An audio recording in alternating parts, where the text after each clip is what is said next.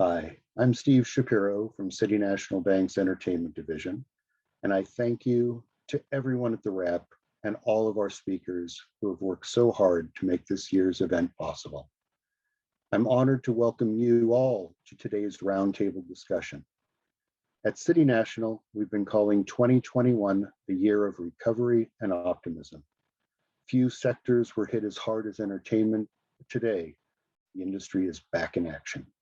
Thanks to vaccines and easing restrictions, even live shows and sports are coming back in a big way. Seattle's new Climate Pledge Arena is due to open next month, and a lot of live music performances have already sold out for 2022. Earlier this month, mega hits like Hamilton, Wicked, and The Lion King reopened at full capacity. And football fans across the country are once again filling stadiums. This is great news, and not just for the industry. It's also important for companies that depend on new content from Hollywood, like toys, books, apparel, and other merchandise sales. It's also great news for City National. We've been here for the entertainment industry before and during the pandemic, and we're here for you now as we all move into the next normal. We're very proud of the work we've done to help shore up the entertainment industry during the pandemic.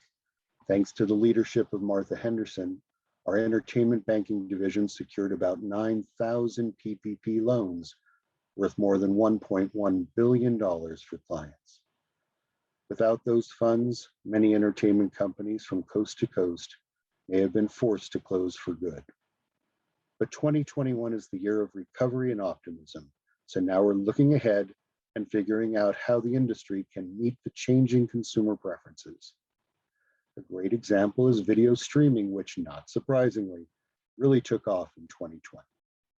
According to PwC, the number of US streaming subscribers doubled last year, and Americans spent 75% more time streaming video. That means there's more need for content than ever before, and the industry is investing to keep up. For example, Netflix is projected to spend more than $17 billion on content this year, and Disney Plus is spending up to $9 billion a year over the next 3 years. That's a lot of money being pumped into content creation, so our panel is really timely. Our panelists will be talking about what the industry needs to do to get production ramped up, and how we'll balance the need for content with keeping everyone healthy and safe. I'm really looking forward to their insights, and I hope you walk away with some ideas that will help guide you and your business forward. Thank you. Hey, I'm Van. Welcome to the Producers Roundtable. And to kick it off, I'm going to toss it over to Stacey. Okay, thanks, Van. I'm Stacey Sher. I'm a film and television producer, and I'm co-hosting with Van Toffler today. Hi, I'm Van Toffler. I run a company called Gunpowder and Sky, and before that worked at the lovely MTV, ruining youth culture for a couple of decades. I am Mary Viola. I'm the president of Wonderland Sound and Vision. We're a film and television production company, and our head is McGee, who's a director, and he and Van are responsible for ruining my youth with MTV. So thank you, Van. Hi, everybody. My name is Brenda Gilbert. I'm president and co-founder of BRON Media Corporation. Very honored to be here amongst some wonderful panelists. We have produced as a company over 100 movies and executive produced with our studio partnerships. Yeah. Hi, my name is Mike LaRocca. I founded Agbo with Joe and Anthony Russo, the Russo brothers, probably about 5 or 6 years ago now, and we produce both film, television, and other.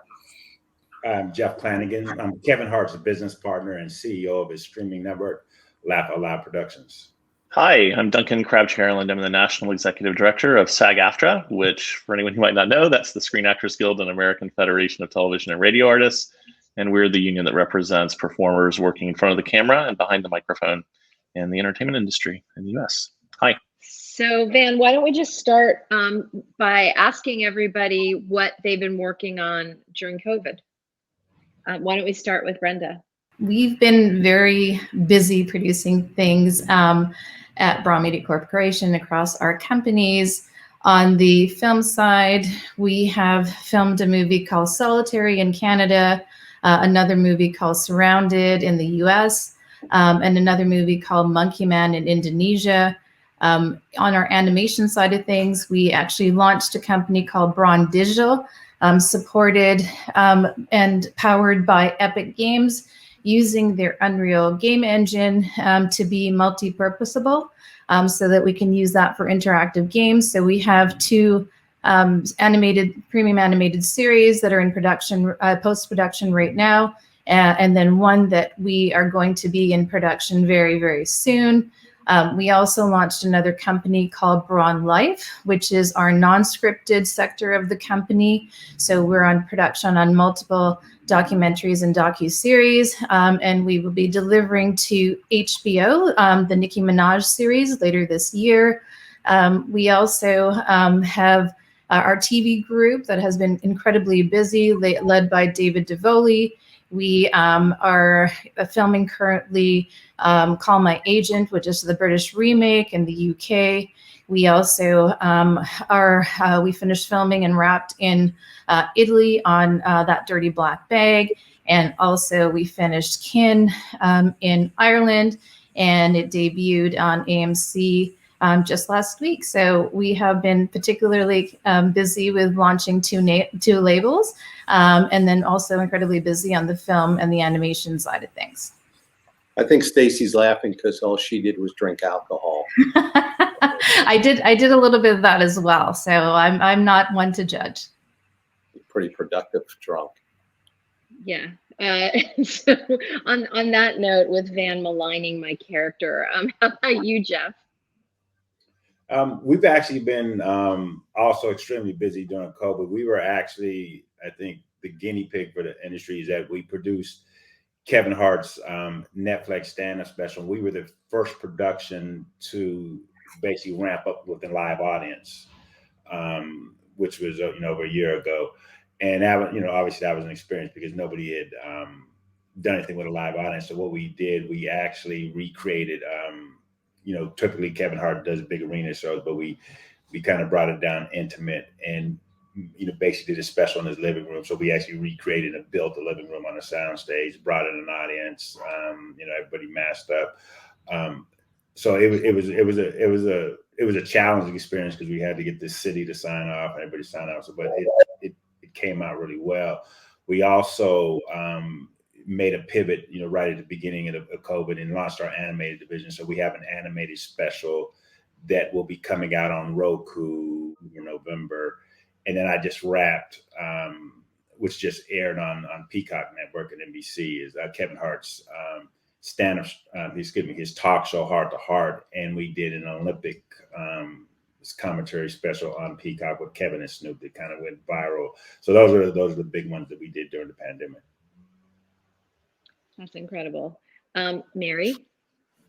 So we felt really lucky to be busy during the pandemic. We shot, our first movie was a rom-com for Netflix up in Canada, and we started shooting that sort of in the middle of the pandemic. So there was no vaccine, none of that was going on. So that was a very interesting process. And then we did another show at the time in Vancouver. We did Turner and Hooch, and we did that for Disney Plus. So we had those going at the same time, but it was interesting because we couldn't cross sets, with all of the COVID rules. So we did those at the same exact time there. And then we did another movie recently in Louisiana, and that was post-vaccine. So that was a totally different experience.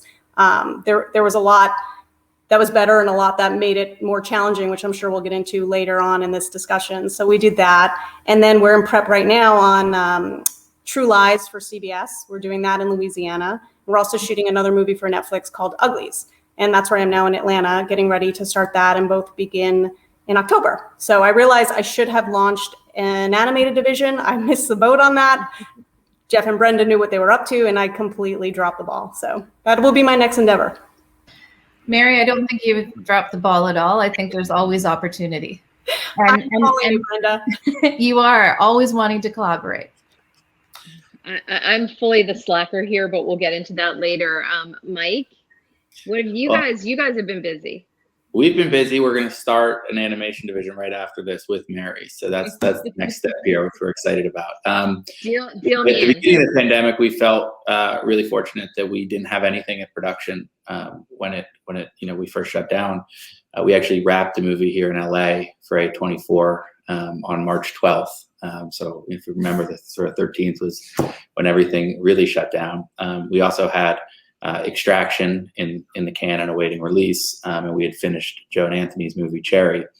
So initially, we didn't think we were going to have to deal with a lot of this COVID stuff, that we'd focus on post and release our movies and probably not be in production. But given that it's dragged, we've had to make some stuff despite these circumstances. So, Extraction came out. Cherry we ultimately sold to Apple, and it was released there this past fall. The Daniels movie that we did for A24 is in the can and waiting, and just looking for the theatrical landscape to clean up and be a little bit more clear, particularly in that specialty market. In the meantime, we made another movie that Joe and Anthony directed called The Gray Man that we made for Netflix. We shot that here predominantly in Los Angeles, but some part overseas in Europe as well. We're, I think, on day 112 or 13 of production of a TV show for Amazon called Citadel, starring Priyanka Chopra and Richard Madden. And we're starting, hopefully, or we are starting Extraction 2 in right around the beginning of December, which has been a bit delayed for a variety of reasons related to COVID. So, we had hoped to sort of dodge COVID productions, but this has gone on so long that we ended up, working in spite of all that. Van, why don't you go now, and then we're saving you for last, Duncan, because obviously you had a very unique role during this time. Wow, I feel like a bit of a failure, but we did about 3 or 4 docs. We were able to do those in big cities with a lot of distance. We did a bunch of weekly series, a lot of them with musicians, and oddly enough, we were really prolific with podcasts because we could do everything remotely. Literally finished a movie 10 days ago in Chicago. And on the last day, someone tested positive for COVID, the very last day. And the good thing was it was in Zone B. So it was someone in the accounting department. So after a 3-hour delay, we just went till 4 or 5 a.m. and finished the movie. So anyway, not as productive. I didn't start new divisions. I closed the London office, but besides that, it was all good. Oh, and I drew a lot. I drew some animations too, if that counts. Sorry. That definitely counts. That totally counts. All right. Well, I really quickly, I am such a slacker compared to everybody on this incredible panel. I finished up Mrs. America. We were still in the middle of scoring and post when we shut down, and I had just wrapped shooting Respect. So that entire process was in post, and we wrapped around right after Valentine's Day of 2020. So right on the edge, we had just gotten back. There wasn't even a director's cut or even an editor's assembly, and so again, that was an entire kind of borrowing some of the things that I learned from post scoring and mixing in isolation. We kind of brought over, and then I produced the Academy Awards in 9 countries live in the middle of the pandemic, and we constantly were on the verge of getting shut down. Even up to the Saturday night before the show, we didn't know if the Department of Health was going to let us proceed with the show. So that was interesting, but that leads me to Duncan, who obviously worked very closely. I also have the distinction in this time of COVID of being one of the producers of Contagion, which led me to have a huge amount of epidemiologist friends that came in handy during this time period.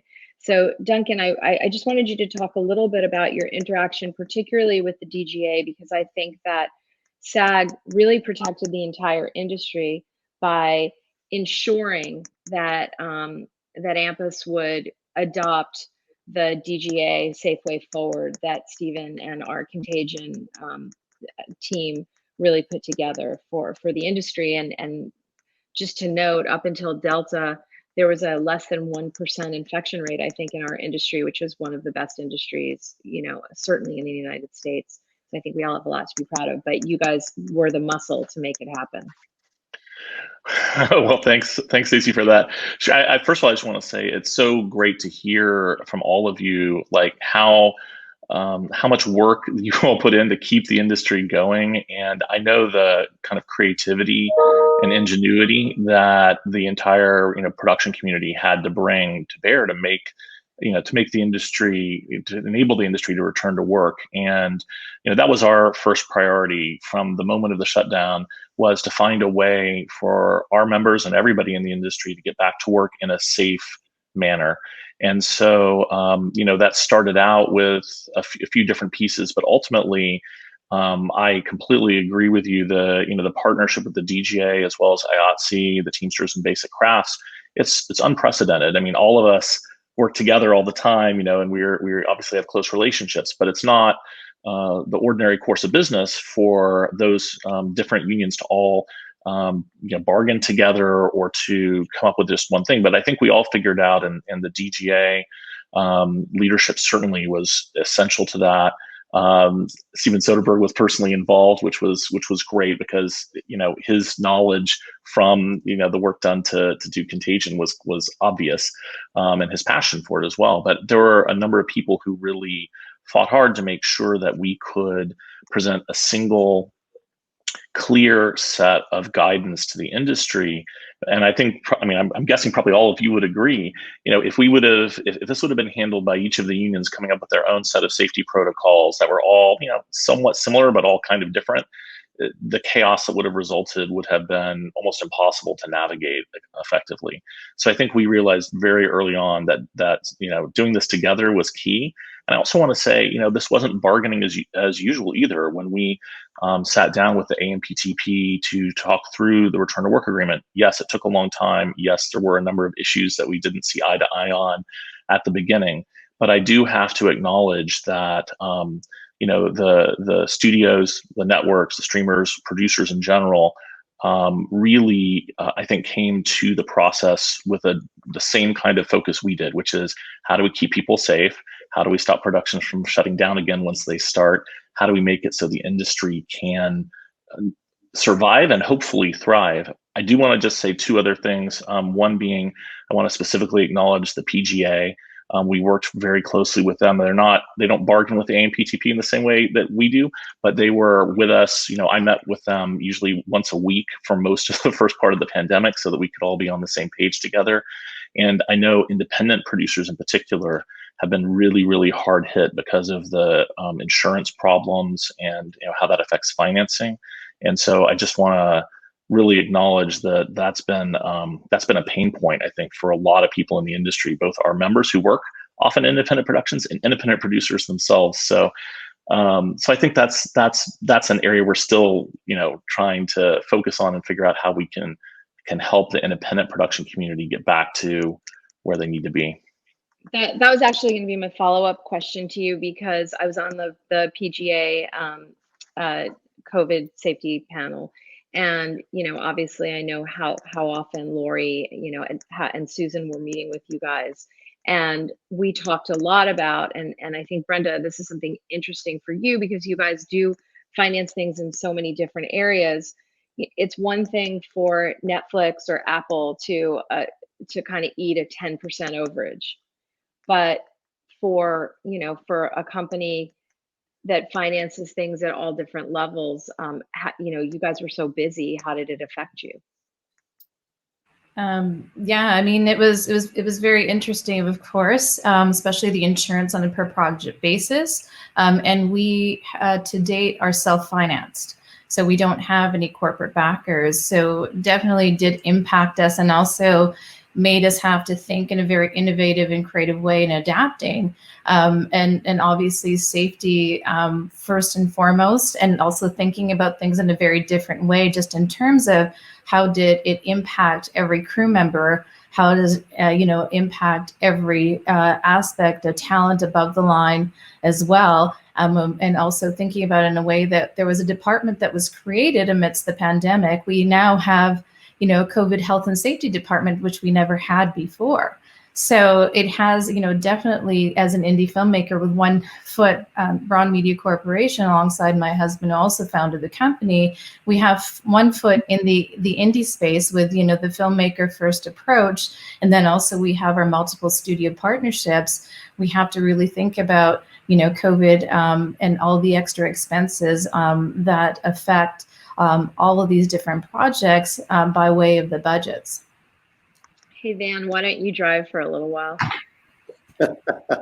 Well, I'm going to try to be more positive. Part of the problem for our company is we had a bunch of productions in Canada at the time, a horror series with Sam Raimi, and we couldn't get actors. It was episodic. We couldn't get actors to go quarantine for a couple of weeks, and it was sort of brutal. And ultimately, the series didn't happen, at least season 2. But tell me, the thing I noticed with my team was just the access to writers and talent and buyers. Nobody could have an excuse, I can't see you on Tuesday at 5 o'clock, right? Because the traffic sucks. And how do you think that it got better in a way? Yeah, I would agree. Look, I mean, obviously it got better when we were driving to the Valley for a 5 o'clock pitch on a Friday or something like that. But so that's good. And I do think that there's been a ton of development. There's a lot of available material, a lot of writers who maybe haven't had that opportunity to do some spec work, had a moment at home and a pause to do that. We've also been able to really focus and concentrate on our own development. So there's definitely been some positives in terms of that. But like you, I think, we had some production challenges. We certainly had a lot of quarantine issues in different locations and things. We were shooting the Amazon show in London, and I spent 5 days as the only guest at a hotel in London, sort of wandering around. So everybody's got those kind of things. Anthony, when we were shooting, we were scouting Gray Man in Prague. Anthony Russo's driver tested positive, so he had to spend 2 weeks in a hotel in Prague by himself. So I guess the positive there was Anthony, who's usually super busy, was pretty available to all of us from his Prague hotel room to dig in on some development work. COVID will do that. Yeah, so there were some nice pauses, I guess, that gave us an opportunity to be maybe a little bit more thoughtful and in depth on some things that might otherwise just get lost in the shuffle of production. I think it's also true for performers. It's a mixed bag, right? Because there's been a lot more virtual, like a lot of auditioning was done really exclusively virtually. The rise of self-tape auditions has been, a plus and a minus. On the one hand, it's, perhaps allowed people to have more access to opportunities to be considered. On the other hand, there's a lot of problems associated with self-tapes that we're trying to work through now in terms of how they can be done in a way that's respectful of performers and that doesn't expect them to, be their own home-based producer to produce, high quality self-tape auditions or have readers available or things like that. So, there's there's been a lot of changes, and some of them have been real positive, and others do have some unintended consequences on the negative side that I think we all have to work through. The good thing about self-produced stuff, it all looked like crap, so I think it was good for us producers. Good to know. Sorry, Mary. No, that's okay. I was going to say one area that it really didn't hit me how much of a change it was the testing process. I don't know if everybody else has been doing these virtual tests as opposed to a theatrical test. Was the only way for us to test our movies and our TV shows. And all of us have sat in the theater where you try to feel the room, and this joke might have worked, that joke didn't work, and you kind of listen to people after the test and you eavesdrop in the bathroom, and you sort of try to, cull whatever additional information you can get from the cards that they fill out. We've been testing them virtually through Screen Engine, and you're staring at 200 boxes like this, and you're watching people, certainly from a streaming standpoint, how they're consuming content in their homes, whether it's literally people in their beds, they're on their couch, their kids are running around.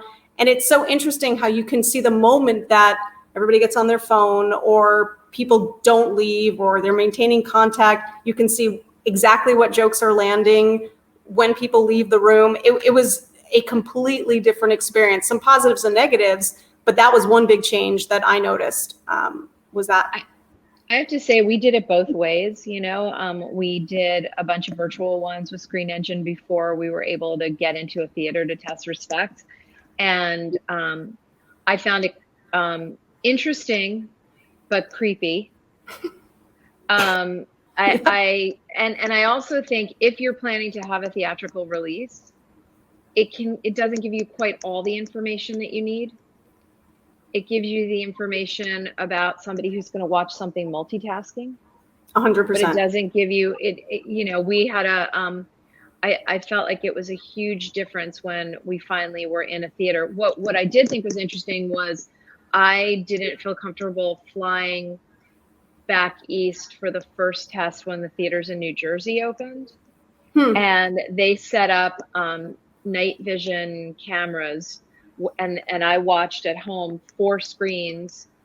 One was on the whole audience, one was on the screen, and then there were other like closer views of the audience. I mean, and so close that I, could watch our studio executive eating popcorn. So, which was creepy in a different way, but it was, you're not in like somebody's living room. You're it's in the theater. It's very strange. Yeah, I think they're all useful tools, and it was interesting for me at least to look at like apples to oranges versus just look at the at home Screen Engine and then the in theater Recruit. Mm-hmm. Jeff, you like brought 1 million people together in a soundstage at the height of before vaccination. It's amazing. Was there anything positive about that experience? Well, I mean, I think the thing is, it was the prep going into it. So what happens is the normal process for Kevin when he's doing his stand-up special is we go on tour for a year and a half. He does 100 shows, so he perfects the show before we actually shoot the feature special. So obviously we couldn't go on tour. So what we had to do is we rented a rooftop open air restaurant in Hollywood on top of one of the hotels. So it was a restaurant on no roof, open air, held about 25 people. So we ended up doing 75 shows there over about 30 to 40 days. We were just going like every day. I wish I knew you then. I definitely would have been all in for that. Yeah, I mean, it was an intimate audience and it was open air. But the interesting is that this was pre-testing, but it just, I think, the thing is, as much as I do like the Zoom and I think it's been productive, the people want to get together. People need to get together, especially when it comes to comedy. They want to be in an audience, be with people. But that's how we were able to set up us going to the soundstage. That we were we booked this thing straight for 45 days and we did a show at 1 to 2 shows every day on this rooftop for 20 to 25 people. So by the time we got to the production, we kind of had it perfected. The city had came out, and because we had to get it okay from the city because there was no vaccinations. But even in our shooting, we only had 25 people in the audience. But the challenge there is everybody had on masks, so the laughs were muffled. You know what I mean? So Kevin trying to get the vibe of the audience. It was a tough shoot. A challenge in terms of shooting stand-up, but we were able to pull off and it came out well. But it was a challenge, but there was a lot. I learned a lot, and we basically just adapted Netflix's COVID testing protocols, even to the point I use his doctor now for all of our other productions, the same doctor they gave us, because they gave us all these mandates and protocols. So we just basically literally adapted their protocols as well as some of their personnel for our productions now. I guess I have to ask, my background in film is mostly kind of indie films, Hustle and Flow, Napoleon Dynamite, smaller in size. And all of the scripts that were a bit more seismic with 30, 50 cast members, we kind of put to the side. And for you folks who do more seismic, bigger productions, did they get to the back of the pile? Are they back in the front of the pile? What's your thinking about it now? For us, we made our biggest movie we've made to date as a company. I mean, we started in March of 21, so we were protocols were pretty well established at that point, and we delayed the movie a few times because we were worried about various surges and issues related to it. And we dealt with a lot of shutdown issues and positives and things. You know, ultimately it was still very low rate, but you know, if you lose, there's one positive in your stunt team, that's a huge, you know, echo across the whole production. But we were lucky that we had supportive partners who wanted the movie. In the case of The Gray Man at Netflix, and Citadel at Amazon, which are really the two biggest productions we've done. I think in both cases, that was the biggest, you know, from a budget standpoint, production that Netflix had undertaken at that time. And with the exception of Lord of the Rings, I think Citadel is certainly in the running for biggest Amazon has ever done. So they were both delayed, but ultimately the partners needed product. It's no secret that streamers need product during this time. And so they were willing to incur some extra costs and were incredibly supportive. And you know, the productions were really responsive. And I think, as I said, we were lucky that we didn't start anything into a year into this. So there was a pretty good rhythm. Testing was widely available. Most folks on the productions had worked already, so they were comfortable with the masks and the other restrictions. There was good tracing. People were really responsible about it. So it felt like it was just, one more thing a production had to contend with, but not overwhelming the productions at that point by any means. Those are good partners to have. How about you, Stacey? You still going to do some big fat productions in the near? You know, I hope so. But like you, Van, I sort of go between the two different levels, you know, smaller and bigger. It's just been a lot of development. You know, I really, aside from finishing the film, which was extremely challenging for a first-time director to never be in the cutting room with her, first-time feature director, never be in the cutting room with her editor. Definitely not easy. And also, you know, we ended up coming out, MGM thought they made a safe bet at the point in the pandemic that they released us, and we got hit with Delta with a movie that, you know, is primarily aimed at women over 25. So we saw a lot of hesitancy to go back to the theater in that demographic. And it had a huge impact, and we had to kind of pivot to a PVOD model much faster than we would have, because the movie's one of the highest grossing films I've ever worked on, and it's an audience film. But we saw millions of dollars of group sales get pulled because people were just too scared at that moment in the middle of Delta to go back into our audience, to go back into the theater. You know, I think if you're making Free Guy, or, you know, something that really is men under 25 or under 25 to begin with, I think, you know, where people are feeling pretty confident. But right when Delta hit, I think it was another tricky time for theatrical. And look, I obviously, you know, when Soderbergh and Jesse asked me to do the Oscars with them, I said yes, because I must have been insane, or I can't say no to anything that Steven asks me to ever do. So the challenges were kind of unfathomable because of people coming from so many different countries. And Jeff, I'm sure you can relate to this, the amount of restrictions that the Department of Health put on you. You weren't allowed to sing in the room. We had all kinds of things planned that we just weren't allowed to do, because every day you would get a different set of, you know, it was right up to the last minute until they said, yes, Regina King didn't have to wear a mask for the opening walk. I mean, that was at, I think, 8 o'clock at night on Saturday. So, you know, I also think that one of the great things is we were all at home when the tragedy in Minnesota happened.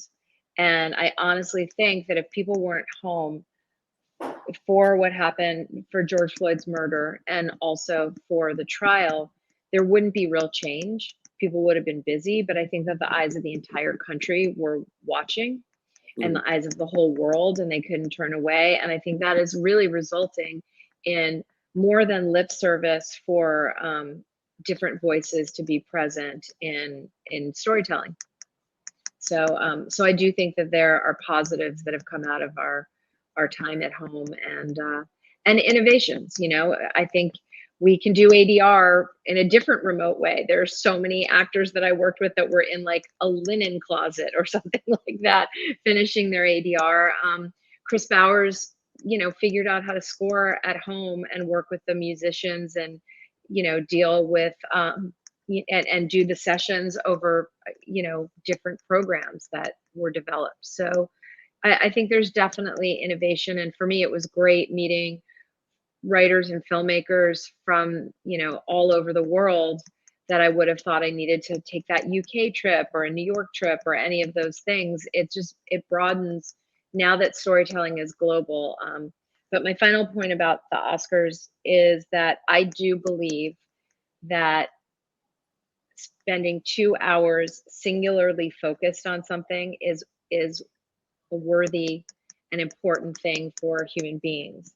So I am really invested in the continuation of the theatrical experience and group gathering in the same way people needed it for comedy or for music. I think sitting in the dark with 400 strangers that don't necessarily share your worldview and finding common ground is important for us as a culture. So that's, I hope we fight for it. And it's really why I wanted to work on the Oscars. And we'll never do it again. Nothing like live TV. I guess my last question I would ask related to that, to the group is, based on the time we're living in, you can produce stuff essentially with zero financial risk, right? And sell it directly to streamers. It limits your upside. But I don't know, how do you all feel about the fact that you may not get a theatrical release for your movie? You may not, there may not be, Stacey was talking about this sort of gestation period that happens in theaters where an independent movie can grow over time. It just lives on a streamer amongst many other projects.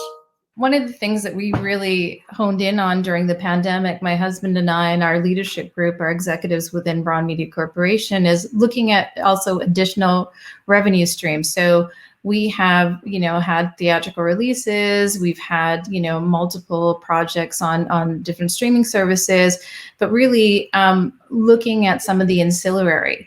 As I mentioned before, just in terms of BRON Digital and, having that animated premium series, is what can we do that is beyond just the content itself? So there's gaming, there's merch, there's licensing, there's music, there's all these different opportunities.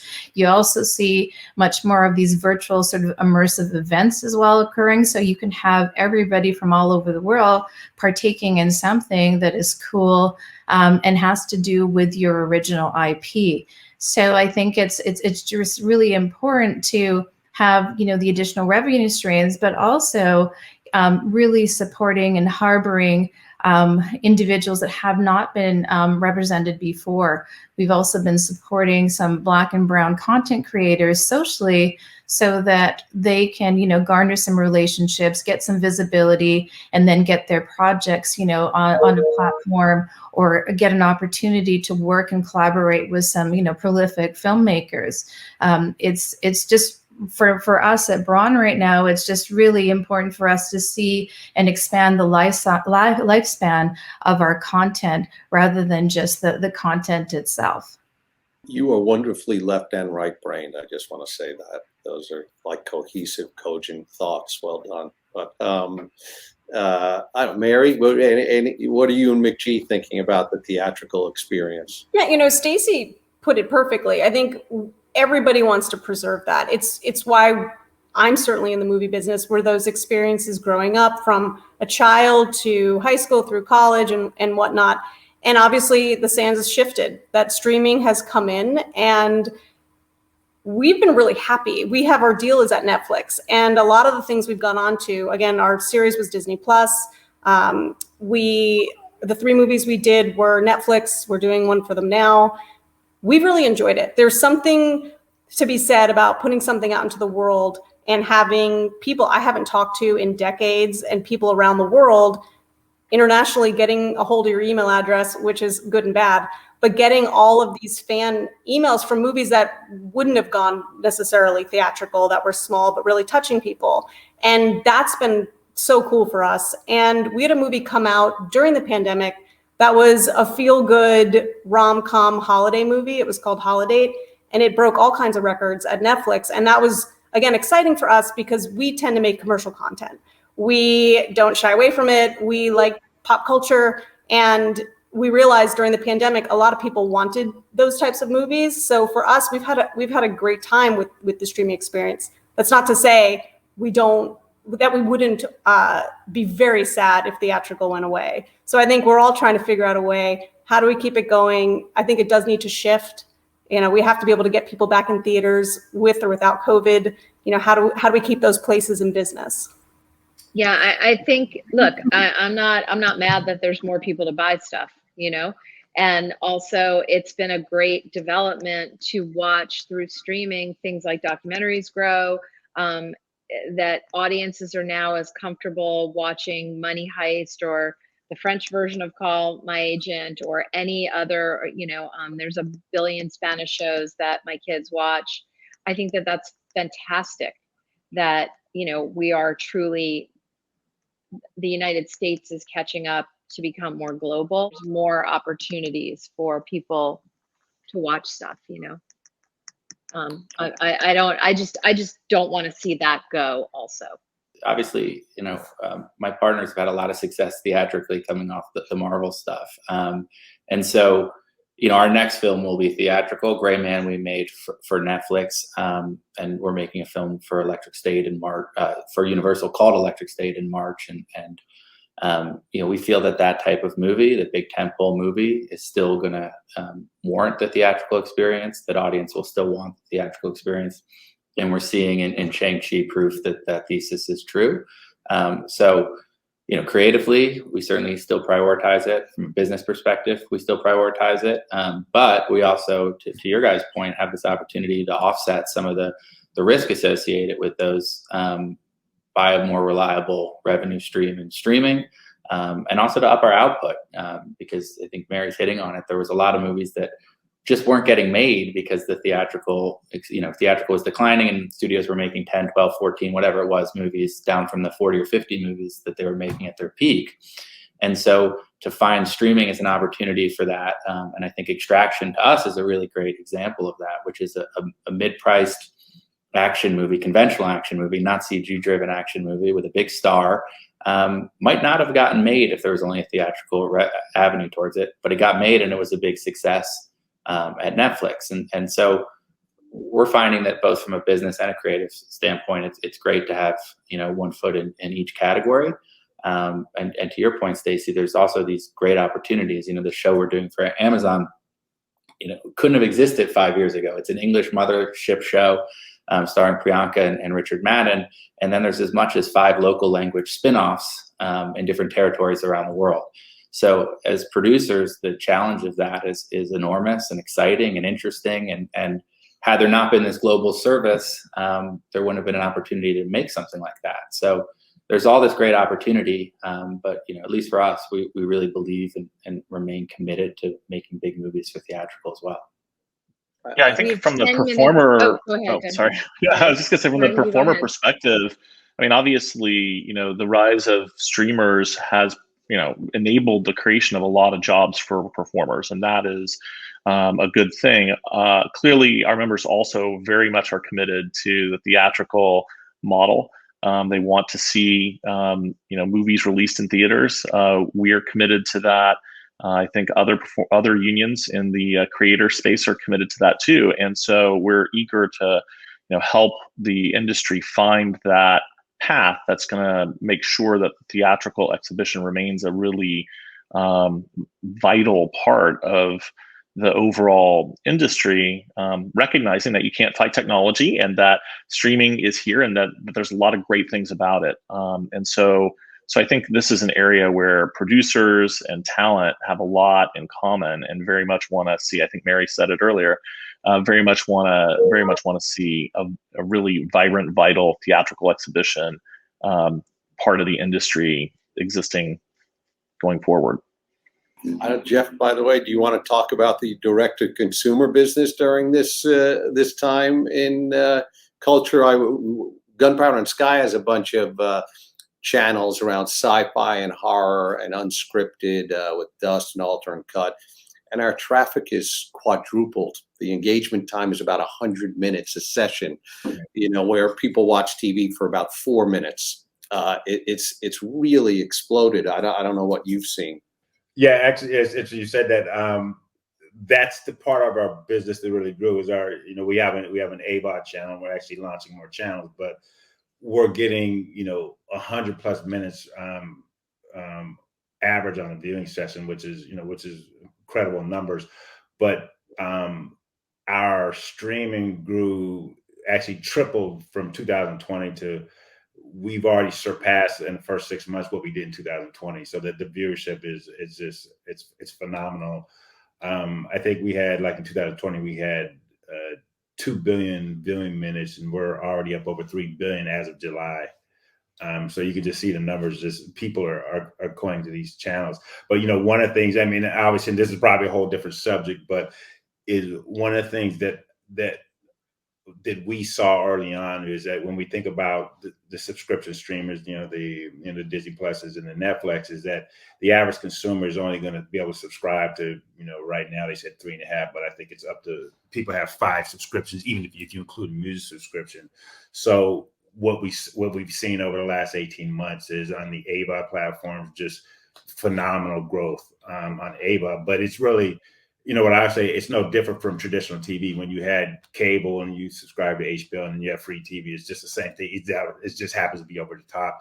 But you are seeing like huge growth in this area, which changes the ancillary model, even for theatrical. So now when you're thinking about theatrical, because back, you know, I come from the physical media side of things, DVD. The DVD is not there. So when especially if you're independent, if you're thinking about theatrical, then you have to think about what is your ancillary, what do those windows look like? You know, is it an SVOD, then is it an AVOD, is it transaction? So the ancillary models are continuing to change, and literally diversify the different revenue opportunities.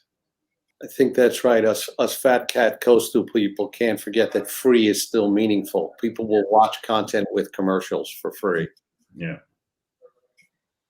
Terrestrial radio still has a lot of people who listen to it. So there you go. Did you guys see the crazy Anthony Hopkins NFT movie thing yesterday? That they're selling an NFT feature film with Anthony Hopkins for, I think they're bidding on 10,000 slots to buy it, I think. So or 200. It's like a one-off movie that's an NFT, and then it's in an auction. And they're selling like a group NFT. So, you know, it'll be interesting to see what happens with that. Well, I think it sounds super cool. Yeah, I know. Yeah, it sounds like almost like a Kickstarter thing or something, you know. Yeah, which been there, did that. That was fun. Nobody knew how to value it, but you know, I think we raised like over $3 million on the internet to make a movie with Zach Braff, and all the backers were really happy too. But it was experimental, so I hope it goes well for Sir Anthony.